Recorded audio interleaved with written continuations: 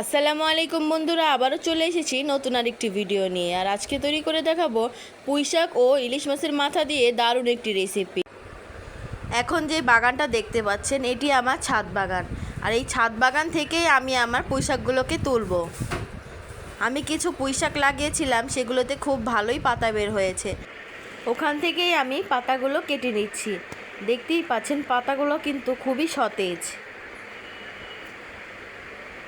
এখন আমি শাকগুলোকে খুব ভালো করে পানির সাহায্যে ধুয়ে নিচ্ছি। আর নিয়ে নিলাম এখানে ইলিশ মাছের ছোট ছোট মাথা। মাছগুলো খুব বড় ছিল না, মিডিয়াম সাইজের ছিল। ওই মাথাগুলো আমি সব একসাথে নিয়ে নিয়েছি। প্রথমেই কড়াইতে দিয়ে দিচ্ছি পরিমাণ মতো তেল।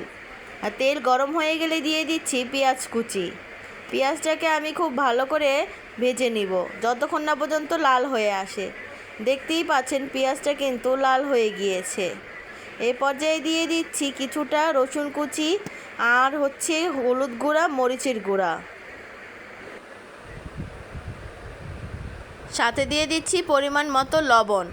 এখন আমি খুব ভালো করে মশলাগুলোকে কষিয়ে নিচ্ছি। তারপর দিয়ে দিলাম মাথাগুলোকে খুব ভালো করে মশলার সাথে আমি কষিয়ে নিব। কষানো হয়ে গেলে শাকগুলোকে আমি দিয়ে দিচ্ছি। হালকা করে নেড়ে চেড়ে আমি অল্প একটু পানি দিয়েই এটাকে ঢেকে রেখে দেব যতক্ষণ না পর্যন্ত এটা রান্না হয়ে আসে।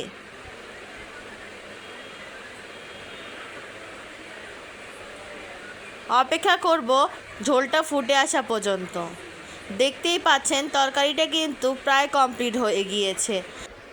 নিজের বাগানের এই তাজা শাক দিয়ে রেসিপিটি কিন্তু খুবই মজা হয়েছিল। রেসিপিটি ভালো লাগলে অবশ্যই লাইক, কমেন্ট, শেয়ার দিয়ে আমাদের পাশে থাকবেন।